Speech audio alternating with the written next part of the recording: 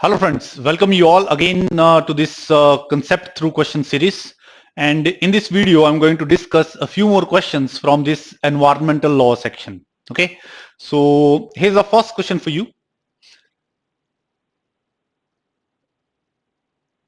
Ozone layer is found in.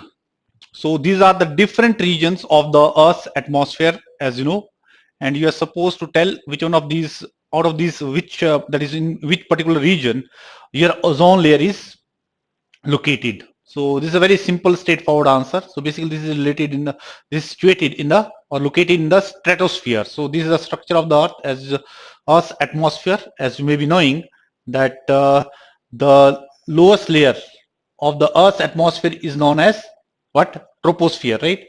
So then you're having next layer called as stratosphere and mesosphere, and that way you're having other layers, right? And when we talk about the ozone layer, concentration of the ozone, right? So the maximum concentration of the ozone is in the stratosphere region, right? In this belt, and it is not like a very uniform layer, but its thickness may vary, right? So this that is why if you can just have a look over here, so ozone layer variation. So it means over here you don't have like you are having like the largest concentration of the ozone molecules in this particular band or in this particular height range, right? So usko humne naam diya, we have called it as a ozone layer, and you already know it helps us or it protects us from the UV radiations, right? It absorbs a certain particular harmful radiation, UV radiations, and that is how it is useful to us, right? So that is how the answer is. So it is lies in the stratosphere region of the Earth's atmosphere. So let's go to the next question now. Here we having the second question for you. So just read this question. And which one of the following statements is incorrect with regard to the Kyoto Protocol? This is related to Kyoto Protocol. So some of the informations have been given. So if you see the first statement, so just read these statements one by one, and then I will explain some of the concepts related to this. Developing countries have no mandatory obligations to reduce the greenhouse gases under Kyoto Protocol. So as you know, Kyoto Protocol jo tha, that took place in 1997 in Kyoto in Japan, and purpose of all these, because before that also we are having Rio de Janeiro meet and all the Earth Summit and all those meet, right? Stockholm Conference in last video also I explained you. So purpose of Kyoto Protocol is to reduce the release of greenhouse gases and therefore to contain the global warming, right? So with regard to that, we need to see. Now see, in case of Kyoto Protocol, there is one principle called as common but differentiated responsibility principle, CBDR. It follows common but differentiated responsibility principle. Basically, this particular principle states that, see the meaning of this. From here, you will be common but differentiated differentiated responsibilities. You see, that means when we talk about the global warming and release of greenhouse gases, as you know, all the countries, because of their developmental needs, all are releasing the greenhouse gases into the atmosphere because our dependence is mostly on the fossil fuels and related activities. Okay, so that is why it means this particular protocol realizes that every nation is responsible for the release of the greenhouse gases into the atmosphere. But at the same time, this protocol realizes that some countries have contributed larger amount of greenhouse gases compared to other countries, and therefore the responsibility of reducing the greenhouse gases or tackling this environmental problem lies more with what? Those countries which are releasing the most or which have released the most greenhouse gases into the atmosphere. So from there, this terms comes out. Common. What is the response? See, what is responsibility? Responsibility is common. Common because all of us are responsible for this situation. So therefore, all of us are responsible for this. So that is why we have the common responsibility to tackle this problem. But differentiated, that means common to hai, at the same time responsibility is not of same magnitude. It is differentiated. If some country has contributed a small proportion of the carbon dioxide or let us say other greenhouse gases in the atmosphere, so its responsibility is not to the same extent as that, let us say you are having the developed country as USA, because USA may have contributed a larger quantity of those greenhouse gases in the atmosphere. So basically this protocol realizes that even though we have a common responsibility, but that responsibility is differentiated. That means when we talk about tackling the problem, then we cannot ask all the countries to contribute by the same magnitude to contain the release of the greenhouse gases. That is the meaning of this, right? So एक term तो आपको पता होना चाहिए, and it means और Kyoto Protocol जो था, that was the you can say first environmental treaty which basically gave you the concrete targets to countries to reduce the release of the greenhouse gases. इससे पहले जितने भी होंगे, they were not, they gave the guidelines, they created the environment to move towards the further steps in order to reduce the greenhouse gases, but concrete targets were not given. But in Kyoto Protocol, concrete targets were given to the countries that you have to reduce the greenhouse gases, right? So that is how it is. So that is why, अब अगर हम इस principle को देखें, so can this statement be justified? Developing countries have no mandatory obligations to reduce the greenhouse gases under Kyoto Protocol. Definitely it could be, because what happened in Kyoto Protocol, since we realized CBDR, the common but differentiated responsibility, we realized that since developed countries have released larger proportion of the greenhouse gases into the environment, so first they should take the step, they should be given the targets in order to reduce the greenhouse gases. Then next stage is of what? Developing countries. So that is why if you see the statement, developing countries have no mandatory obligation. That means they were not given any concrete targets which are mandatory in nature, that they definitely have to fulfill. That kind of targets were not given to the developing, but they were given only to the developed countries, because we realized it under the CBDR principle that they are mainly responsible and therefore they should first take the initiative, right? And therefore given the larger targets compared to other countries to reduce the greenhouse gas protocol. So ये आप बोल सकते हो, we are supposed to find the incorrect statement, but this is correct with respect to Kyoto Protocol. It follows this also correct, and it is adopted to fight the global warming. Obviously the purpose of Kyoto Protocol is to contain the global warming. Third commitment period under Kyoto Protocol starts from this. ये statements आपकी incorrect है. Even though if you can just elimination, if you know these statements, obviously this is left out, right? So this is the incorrect. So as per this is going to the correct answer. Now see, under this, these are the some of the targets. As I told you already, I have mentioned. So under this protocol, basically targets were given, binding target, internationally binding targets were emission reduction target, that means reducing the greenhouse gases release, was given to the developed countries. And जो first commitment period था, like of was the 2008 to 2012, that is already over. That means the targets that were given to some developed countries, so the first period they were supposed to reduce by certain amount, and then second period, जो second commitment period था, that is from 2013 to 2020, that is going on, right? And there is no as such third commitment period, because we are having a Paris agreement. 2015 में हमने एक Paris agreement sign किया है, right? Again, so therefore now 2020 onwards we are going to have the Paris climate deal, बोलते हैं हम उसे, in 2015 में हुई. We are going to follow that Paris climate deal in order to reduce the greenhouse gases. जिसमें developing countries are also participating by a they're also participating, as simple as that, right? So that is how it. So it means there is no as such third commitment period, you can say, right? Rest I think I have already explained you. This one is the CBDR, recognizing that developed countries are principally responsible for current high level of greenhouse gas emissions in the atmosphere as a result of more than 150 years of industrial activity, right? The protocol places heavier burden. तो ज्यादा burden किसको लेना पड़ेगा? जिसने सबसे ज्यादा pollute किया, जिसने सबसे ज्यादा जो greenhouse gases release की, right?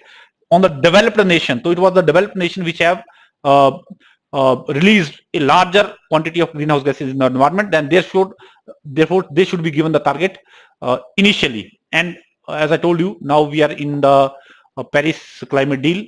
So now developing countries are also part of that. So that is why third commitment period in the Kyoto Protocol starts from no. So there is as such no third commitment period. This is incorrect statement. See this. Which of the following is not correctly matched? Now this particular question is a factual information. In any case, you should be very. कुछ एक इसमें जो है आपको you may be knowing. we have discussed and maybe knowing in different. For example, if I talk about occupational health and safety, so health and safety you're already having a topic, so there you must be knowing that whether this particular standard matches with that particular occupational health and safety se match karta hai ki nahi. For example, environmental management we have already discussed, so obviously whether this matches or not. So this C, out of all these, basically these are correctly matched. ISO 9000 ये तो आपको वैसे ही पता होना चाहिए. This is quality management से related जो international organization के स्टैंडर्ड्स हैं, ISO 9000 सीरीज है. Same way environmental management when we talk about, then it is ISO 14000. Also when we talk about risk management, this is, if you don't know then obviously you should keep note of 31000. This is series which you can think of is the risk management, right? And occupational and health safety जो है, this is not the, ये correctly incorrectly match नहीं है, तो correct answer is going to be this one. Basically when we talk about the occupational health and safety, then it is related to the 45000 series. So ISO 45001, this is related to occupational health and safety. So just keep note of it. This is related to occupational health, and जो यहाँ पर mention किया गया था that was related to energy management. ये आपको पता होना चाहिए. 50000 series वाला जो है that is related to energy. So this is energy which is mentioned over there, and this is 45000 is for occupational health. एक और है additionally, if you can just remember it, that is, it is, even though it is not given the question, but I have mentioned over to you. If you can remember it, then 26000 series जो है that is related to the social responsibility, right? So this is simply the factual question, and it seems like this is a quite important question. This question can be framed in bits and pieces also. Okay, so just keep note of these particular standards which are for in different areas. Okay, just see this. Which one of the following is the benefit of implementing ISO 14000 environmental management system? So in the last video also, like in the first video of this particular series related to environment, I've discussed with you about the ISO 14000, right? Whether they are mandatory or not. So environmental related activities, so when some organization want to implement these standards, so they are going to have some kind of benefit. Unnecessarily any organization is not going to implement, right? So what are those benefits basically of implementing ISO 14000 series environmental standards or environmental management standards, right? So just have a look over here. फिर आ जाते हैं इसके ऊपर. Even though आप answer निकाल सकते हो, ये कुछ एक बेनिफिट्स हैं ISO 14000 सीरीज के. Let us say if a company or an organization, if that company goes ahead and implement this environmental management system in its or in that particular in its setup, then these are the some of the benefits that you can think of. फायदा क्या होगा? Increase demand for their services and products through marketing advantage. As simple as that. For example, the same example I have quoted you over there also. For example, let us say if your company has is environmentally sensitive, and therefore while producing your components you are taking care of the this environment also. In that case, for example, there is a company in USA and that they are very aware about the environment, and let's say they want to purchase a component from India. You are a manufacturer over here, but if you are having this environmental management system implemented, then they will understand that definitely the processes that the company in India are following are environmentally sensitive. They're not damaging to the environment. So ho sakta hai you're having one more competitor here in India who is not having this standard, then that company may prefer you, right? Because they are more like sensitive to the environmental issues. So that way it can increase demand for their services and products through marketing advantage. आप market भी कर सकते हो. Even within the domestic customers को you can make aware that the product that we are manufacturing are environmentally sensitive. We have least damage the environment to the least possible, something that way, right? Lowering business costs through resource consumption and waste production. Basically क्या है, जब आप when you carry out this process, you look for all the better alternative, right? So of carrying out that particular activity while producing that component. When you're looking for better alternatives in that process, you may have the a method or approach which will be less damaging or maybe better in terms of productivity or something. So that way you could have like resource consumption को भी reduce कर सकते. Basically, it's a whole process of step by step process when you carry out that implementation of this ISO 14000 system. So that indirectly it can have the reduced resource consumption also. Improving the environmental performance, reducing the environmental impact and controlling the environmental risk. Obviously the purpose क्या था? Purpose यही था ISO 14000 या series implement करने का कि आप your environmental impact should get reduced, right? The product and services that you make उसका environment में meaning है controlling the environmental risk. Obviously ये same ही चीज है कि environmental जो है वो डैमेज ना हो, रिस्क कम हो एनवायरमेंट को. Achieving their environmental commitments, environmental policy requirements. Right, ये कमिटमेंट का मतलब है कि योर कंपनी में have decided that you are going to achieve kind of these you are going to take these types of measures in order to have the minimum impact on the environment. तो वो जो अगर commitment अगर आपने की है तो you that can help you in achieving that your requirement also. Meeting their environmental legal requirements क्या है? For example, government has some kind of requirements and ask companies or organizations not to uh, pollute the environment in a particular way. तो इस तरह की अगर कोई legal requirement है तो अगर if you have carried out this kind of environmental management system you have implemented, then obviously that will also take care of these legal requirements, that will also meet those legal requirements so that you don't have any kind of issue later on with the government. और government हो सकता है आपकी जो government की organization environmental organization है, they can put the case against you. So that also is taken care if you are implementing. Committing to the social responsibility, okay, मतलब a kind of you are having a social responsibility towards that also. You're promoting the positive image in the stakeholders, obviously your employees, your customers and बाकी जो investors हैं उसके ऊपर भी आप you're going to have the positive image that you are environmentally sensitive. Retaining environmental knowledge and ensuring information. So in the process, normally what happens is when you implement this system, so obviously you learn many things during the process, that how to tackle, let's say you want to manufacture a particular component, and when you start implementing, you take different steps. So हो सकता है दो steps जो है वो that when you take those steps, they will yield positive results, they will reduce the environmental impact. तो वो क्या हुआ, नो हाउ बढ़ गया कि ये मैंने स्टेप लिया था, this step I had taken, that way it reduce the environmental pollution और environmental damage I was able to reduce. So वो क्या हुआ, वो एनवायरमेंटल नॉलेज इंक्रीज की, आपकी तो हुई, you can share that knowledge with others also. So these are some of the general points related to the implementation or of this ISO 14000 system. So एक general in nature है, बहुत general है, but you need to have idea. You don't need to like cram this, but just have an idea, overall idea कि these are the benefit of having implementing the environmental management system. And so बाकी तो since I have discussed with you, now you can get the answer. Decrease demand of their services, ऐसा नहीं होगा. It will not lead to, rather आप promote करोगे उस चीज को कि देखो we are more environmentally sensitive. There are across the world also there are many organizations or the like customers who are very sensitive about your like these environmental issues and all that. So there you are definitely going to have. So ये decrease नहीं करे, increase कर सकता but decrease नहीं कर सकता, something that way, right? And rest is improving the environment, reducing. ये points मैंने discuss कर ही लिए आपके साथ. So these are not with it. So ये तो these are the benefit that you can say. This is not the benefit of this, right? Let's see the next one. Which of the following is the largest greenhouse warming potential? Some of the gases have been given to you and you have been, एक term नया introduce हुआ यहाँ पर, greenhouse warming potential, GWP भी बोलते हैं हम इसे, greenhouse warming potential. Just get the idea from the word itself. Greenhouse warming potential कि ग्रीन हाउस इफेक्ट प्रोड्यूस करने में and indirectly leading to global warming and all that, how much potential these gases is going to have. So which one of these is going to have the largest potential in terms of having in terms of producing the largest amount of greenhouse effect and therefore indirectly leading to global warming. Now ये जो comparison है basically हमने normally, ये तो database question है basically, if you see this.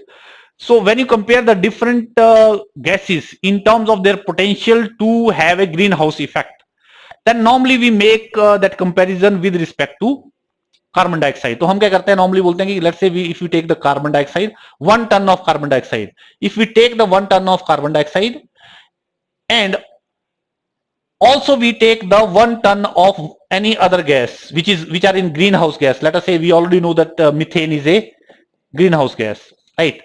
So same quantity of these two gases, right, we are taking. So compared to carbon dioxide, how much more this particular greenhouse gas is going to have an effect in terms of producing the like how much more this gas is going to have a greenhouse effect.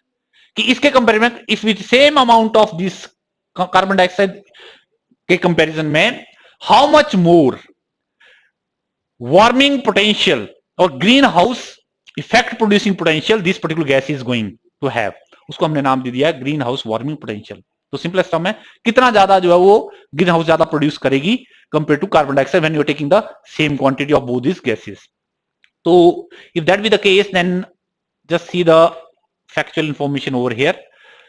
So what we do carry out the comparison with respect to carbon dioxide. Carbon dioxide हम 1 ton लेते हैं, same way compare with the other gases, greenhouse gases, उनकी भी quantity हम कितने लेंगे? We are going to take the 1 ton and then see that how much more or less greenhouse warming potential do they have. See, methane is estimated to have greenhouse warming potential, that means 28 to 36 times more greenhouse effect will be produced by the methane compared to carbon dioxide over 100 years, and it is emitted. अगर methane हम emit करेंगे, there could be one more question that could be framed, that for how longer, out of which gases, out of all these gases, which one of these gases is going to stay in the environment for longer period of time. So basically relative idea आपको होना चाहिए, for example, roughly for about last about decade on an average, that means 10 साल तक. So if you have released the carbon, methane in the environment, more or less it is going to stay in the environment for roughly about 10 years, right? If I ask you for how longer carbon dioxide is going to stay in the environment once you have released, thousands of years. That is the difference. Okay, so if you talk about nitrous oxide, greenhouse warming potential, see, roughly 265 to 90 based upon the 100 years time line अगर हम बोले, but anyway rough idea आपको होना चाहिए, greenhouse warming potential is compared to carbon dioxide is too huge, right? Even more than methane, right? And also it can stay in the environment for about 100 years, right? So rough idea, nitrous oxide, because these are the potential gases, that is why we are talking, roughly 100 years के लिए stay कर सकते हैं, methane 10 years के लिए roughly, whereas if you talk about the carbon dioxide, then it stays in the environment for thousands of years. Now let's come back to this original question. Which of the following is having the largest greenhouse warming potential? So we have seen, iska to hai nahi, we know this is not a greenhouse gas. Left out is this. You're going to have carbon dioxide is out of these is having the least greenhouse warming potential because hum usko reference le rahe hain, and so it means nitrous oxide is going to have the greenhouse warming potential. Okay, so that is how we have to answer this question. Let us see the next question now. Just go through this particular question, and here is mentioned Basel Convention. Basel basically is the name of the place. Basel Convention provides for what, right? So so directly we can understand what is basically Basel Convention. See, Basel Convention, or a kind of agreement that was signed, that to restrict the transboundary movement of the hazardous waste. So as you know, we started producing a number of different products and something that way, items.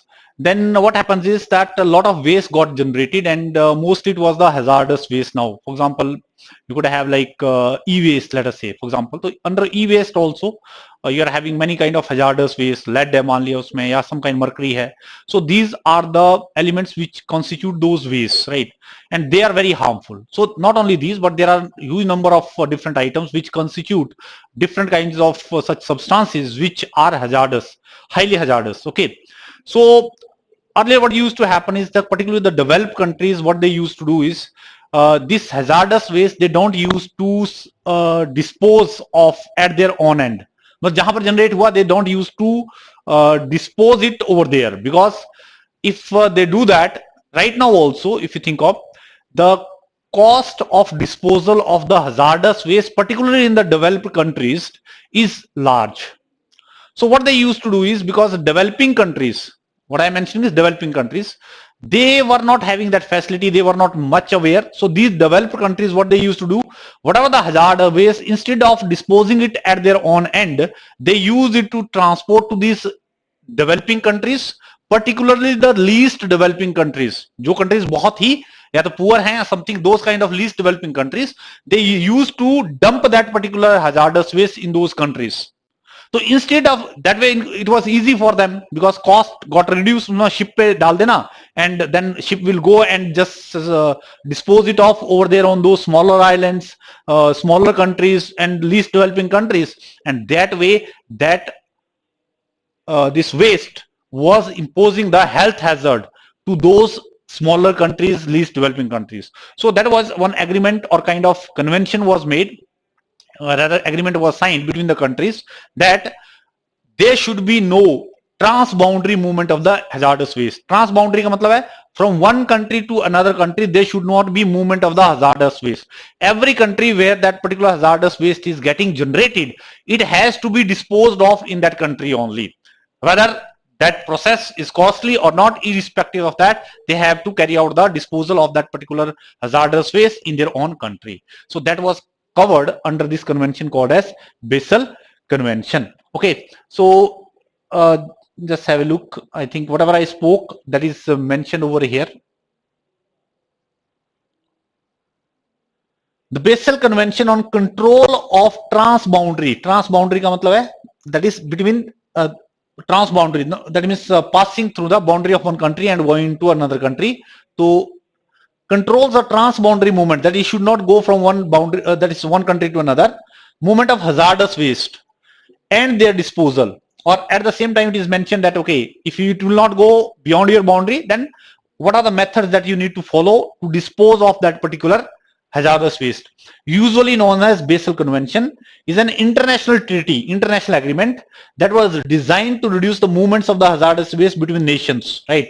Specifically to prevent, particularly to prevent the transfer of hazardous waste from the developed to the least developing countries, less developing countries, right? Because they were not having processes and all that, and therefore it was easy for them. अब मान लिया कोई develop countries में, developed country में used one particular item, अब less developing country आपने वहां से लेके उनको दे दिया, बोला कोई बात नहीं रख लो, फ्री में दे रहे हैं हम तुम्हें, and those less developing countries are not aware that basically they are not giving you free but they are dumping at your end so that 2-4 साल बाद वो आपके लिए सिरदर्दी बनेगा, something that way. So that was to stop that this particular Basel Convention was treaty was signed or convention was signed. Okay, see, so it is going to be international guidelines. So I think international guidelines control the transboundary movement of hazardous waste. So this is going to be the correct answer.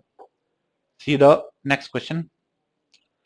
The largest emitter of the carbon dioxide in the world. अब ये आपने देखना है कि factual information or other, you can get the idea. I think you may be having the idea also.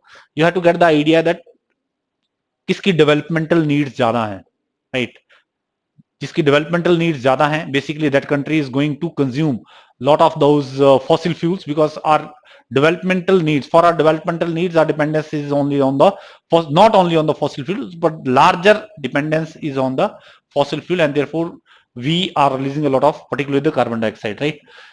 So basically, as you know, as of now, China is the one of the largest country, developing country, and their development needs are very high, and then also India also, but this is how is the status. So China is going to have the, this is the largest, that means they release their almost 1/4 of the world's carbon dioxide emissions are released by China only, then followed by USA, and then so USA, because over a period of time, like they may have developed newer technology also, that is why they may have been able to reduce the release of carbon dioxide, but because it is a developed country, so their needs are too large, and then followed by India. So as of now, you can just have the idea. So you need to have the relative idea. You don't need to cram all these things, that who are the toppers, as simple as that. So where do we stand in terms of a relative idea? Where do we like in percentage terms also? But ध्यान रहे, this data is not like latest data. This is 2000 data, 2018 data, right? So that is why these figures can change, but obviously they are going to remain more or less on the similar lines. Let's see the next question now. Which of the following subjects fall under the Ministry of Environment, Forest and Climate Change? Now see, there are almost 50 subjects, 45 to 50 subjects which falls under the this Ministry of Environment, Forest and Climate Change. Okay, so you cannot remember all of them, but what I will try to do is in different like videos, I will try to cover the main those subjects from the exam point of view, so that you can recall them, relate them easily, right? So here I have mentioned some of them. So mostly those subjects will be related to either environment, forests, biodiversity,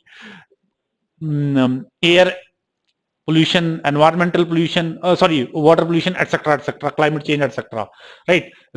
So see, if you see, the answer for this is going to be the D, because I have simply mentioned all those.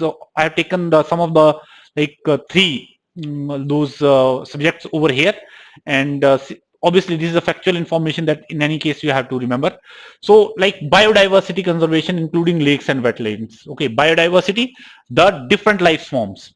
So obviously when you talk about different life forms, whether animals, plants, and different species, they will fall under the category of environment or general environment of forest. Environmental health, environmental issues, green skill development program.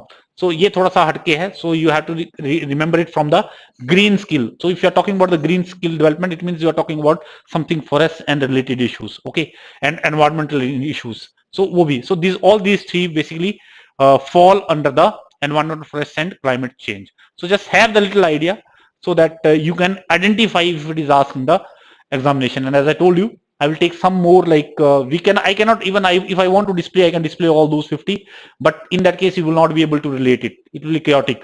So it will be better that in different questions I frame questions and there I ask you to identify, and that too significant. He cannot ask all those subjects, but some significant. If I ask you National Green Tribunal, so does it fall under this? Obviously, National Green Tribunal subject, that will fall under this category related to the environmental issue, something that way we are going to this. So all these subjects basically fall under this category. There's one more question. Which of the following statement is not correct? Now you have to see this in the context of the global meets that have taken place with respect to the environment, this containing the this global warming. Now see, for this you have to go beyond before this Kyoto Protocol. I told you Kyoto Protocol was signed in 1997, but before that there were a number of meets like Stockholm Conference 1972, then you are having Brundtland Commission 1986. ये timeline आपने ध्यान रखनी है. BRUNDT, Brundtland Commission directly पता होना चाहिए. Commission 1986, okay, 1972, Stockholm Conference. These were some of the initiatives. Stockholm, right? So then in 1970, you are having Kyoto Protocol. So what happened is, particularly in 1992, एक और था, I think in last video I mentioned, Rio Earth Summit, Rio de Janeiro, that is in Brazil, Rio Earth Summit. We call it as Earth Summit. Okay, कब हुई? You should know, 1992. Now, in 1992, in Rio Earth Summit, it was decided that the countries, because this global warming is a real threat, and therefore countries should meet regularly and take steps in order to contain the global warming, right? तो उन्होंने एक framework तैयार किया जिसको नाम दिया United Nations Framework Convention on Climate Change. Basically, who called this summit, who called these meetings? Probably this also, and this also. This is not a meeting, but this was a commission that was made. So over here, this was organized by United Nations, and therefore they एक convention तैयार की जिसको नाम दिया united nations framework convention on climate change, कि climate change के ऊपर what are the different steps that you need to take in order to tackle this problem. So under this United Nations Framework Convention on Climate Change, they created one COP. They created one mechanism, rather you can say, so called as COP. So if someone asks you that COP was created in which summit, so you're going to say in Rio Earth Summit, under which United Nations Framework Convention on Climate Change. Now COP was what? See the meaning of this. COP stands for Conference of Parties. Conference of Parties. कौन parties? Parties mean countries which are part of this United Nations Framework Convention, which these countries which came together to fight this particular issue, right, and they sign this agreement called as united nation framework convention on climate change. तो उनको नाम दे दिया, उन Nations को हमने नाम दिया, we give those nations a name called as parties. Now इसका मतलब देखिए, कॉन्फ्रेंस ऑफ पार्टीज। अब क्या होगा, जिन्होंने ये एग्रीमेंट साइन किया, which are part of this agreement, this parties और this nation, they should meet regularly every year, and वो जो कॉन्फ्रेंस होगी, वो जो मीटिंग होगी, that meeting every year that will take place of these parties of these nations who have signed this agreement, उसको नाम दिया जाएगा कॉन्फ्रेंस ऑफ पार्टीज। है ना clear? Purpose how to tackle this problem of climate change, as simple as that. So under the Earth Summit we had a United Nations Framework Convention on Climate Change agreement. Some of those countries, there are more than I think 150 countries who have signed this agreement, उनको नाम दिया हमने parties. Those parties should meet together on annual basis, and वो जो conference होगी every year, उसको हम बोलेंगे conference of parties. है ना क्लियर? Now इसका मतलब है रियो अर्थ समिट के बाद हर साल फिर क्या करेंगे, those particular countries will meet and उनको हम बोलेंगे COP. So that way we are having different COP. पहली मीटिंग हुई, first meeting that took place, we called it as a conference of parties 1, COP 1। Second meeting हुई COP 2, COP 3, COP 4, that way we are naming that. Am I clear? So now see, now what happen is, आपको सारी all those meeting you don't need to remember, but there are some significant meets that have taken place after your summit that we should remember. हमें पता होना चाहिए directly उसका कौन सा corp था वो। फॉर एग्जाम्पल, फर्स्ट जो मीट हुई, दैट मींस कॉप हुआ, आपने क्रिएट तो कर दी, बट जो फर्स्ट मीटिंग उन पार्टी की, even though earth summit took place in 1992, but the first meeting took place at Berlin इन 1995। ये आपको क्लियरली याद होना चाहिए। द फर्स्ट कॉप 2, इसको बोलते हैं COP 1, COP1। So COP 1 took place at Berlin in 95। उसके बाद तो काउंटिंग शुरू हो जाएगी। 1996 में भी आपका कॉप 2 हुआ, and you are having another meeting in Kyoto, उसको हमने नाम दिया क्योतो प्रोटोकॉल। तो Kyoto protocol is what, which COP? COP 3. So if you know COP 1 that it took place in 1995, then you must also know that COP 3 was basically called Kyoto Protocol, because conference of parties, in parties की meeting जो है कहां पर हुई, Kyoto में हुई। That is why it is also known as Kyoto Protocol. Kyoto उस particular city में जो agreement हुआ, Kyoto Protocol, या alternately we can also say basically it was the meeting of those parties. So it was which meeting? It was the third meeting, that is why COP 3. Okay, so COP 3 1997, COP 1 1995, and then one is one more COP was COP 17. I don't know, बाकी आपको जो याद रखने की जरूरत भी नहीं है, it is not required for you. In Durban basically this is a city in, as you know, maybe knowing, in South Africa. Green Climate Fund was created, right? That means countries clubbed some money, like they put some money so that they can tackle the issues of different issues related to environment. तो उसको नाम दिया Green Climate Fund was created. Now COP25 is also known as Paris Climate Deal or Paris Climate Conference. जो basically ये जो statement है incorrect है, ये तो स्टेटमेंट्स करेक्ट हैं। These are basically it was the 21st में 2015 में, I am now removing them out, I hope you have understood and noted down. So basically जो Paris climate deal हुई, that took place in 2015, as I mentioned to you also over there in the previous question, it was COP 21. ये COP 21 था, 21st meet थी ये parties की। So it should be COP 21, not COP 25. So as per this, the correct answer is going to be D. Okay, so that is how you have to remember. So climate was COP 25, that is all. So here we are having the last question for you. Which of the following statement is correct about Central Pollution Control Board? Central Pollution Control Board जो है, इसके मैंने I think I had framed one question previously also related to its functions and all that. So one more question is related to this, that only. It is constitutional body, statutory body, legislative body. कौन सी है? Last में you have been given this. So पहले आपको जो है difference पता होना चाहिए. What is the meaning of constitutional body? What is the meaning of statutory body? And what is legislative body? Right. So when we say constitutional body, that means created by the constitution, mentioned in the constitution. जब आपका constitution frame हुआ था, that time the bodies which are mentioned in the constitution, उनको हम बोलते हैं constitutional body. For example, if I ask you Election Commission of India, तो Election Commission of India किसने बनाया? It is clearly mentioned in the under particular articles. It is clearly mentioned that under this there should be the Election Commission of India, which should monitor the state elections, elections for the president and all those different legislative bodies and all those. So those bodies are called as constitutional bodies. Okay, so पहली बात तो ये है statutory body है, इसको बाद में देखते हैं हम। Constitutional bodies in India is a body और एन इंस्टीट्यूट इस्टेब्लिश्ड, कौन इंस्टीट्यूट कर रहा है? By the constitution of India. Constitution of India में जो मेंशन है, they can only be created और चेंज बाय पासिंग द, और अगर आपने जो है और बॉडी क्रिएट करनी भी है, मान लिया लेट अस से, तो it has to be created with a very specific provision, constitutional amendment. मान लिया अगर मेंशन किया भी हुआ है, let us say if it is a constitutional body and if you want to make changes, right, then constitutional amendment has to be carried out, right? And constitutional amendment जो है that you are having a different procedures, मतलब like kind of राज्य सभा में how much लोक सभा राज्य सभा and how that particular process is, that is mentioned over there. So it is not that easy. That means अगर आपने amendment करना भी है, then it is not simple. So that means it takes a lot of like you need to have a majority in both the houses and all that. That is mentioned in the constitution how that amendment is carried out. I hope you may be knowing in a polity. So constitution amendment rather than a regular or government private bill. Simply नहीं कर सकते, आपको constitutional amendment carry out करना पड़ेगा, right? Let's talk about a statutory body or a authority. मतलब क्या इसका? is a non-constitutional body. Constitutionally neither you have created by a constitutional amendment, neither it is mentioned in the Constitution of India, right?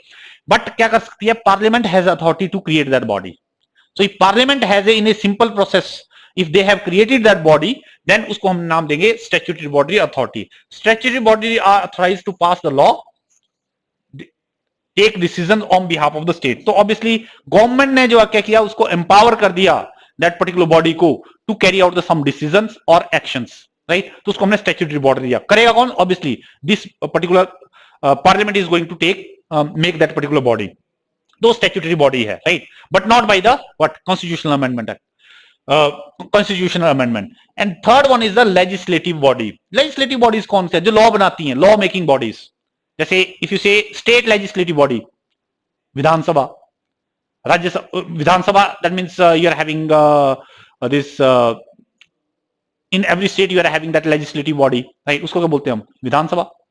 Right, and same way you are having in some of the union territories, जैसे दिल्ली है, Delhi is having its own legislative body, right? उसकी अपनी विधानसभा है. Same way you are having like centre पे आपको जिसको parliament बोलते हैं, तो पार्लियामेंट में दो हाउसेज हैं, कौन से हैं? You are having Lok Sabha and Rajya Sabha. तो these are the legislative bodies. Okay, so when we talk about the central pollution control board, so it is not a legislative body, right? ये लेजिस्लेटिव बॉडी तो है नहीं, but neither is a constitutional body. It is not mentioned in the constitution also, not that we have created by the constitutional amendment act, constitutional amendment, right? So it is basically a statutory law making body है. आपने government has enacted this and therefore it has got some powers as have been entrusted by the parliament. So that is why if you see, Central Pollution Control Board is a statutory organization and was constituted by this under which act? Under the Water Prevention Control Act 1974. मैंने last video में भी आपसे discuss किया था. It gets Central Pollution Control Board जो है, it gets the power from where, right? So that is why you have to legislative, legislator, state, central legislative, constitution, constitution में mention है, constitutional amendment के through अगर कुछ किया है. Statutory body simply passed by the this parliament and it has been given some authority in order to carry out the function on the behalf of the government, or on the behalf of the state, or on the behalf of the country, right? So these are some of the questions from the environmental section. I hope they are going to be quite helpful for you for the exam. So we'll discuss some more questions from this section in the next video. Till then, bye. Thank you.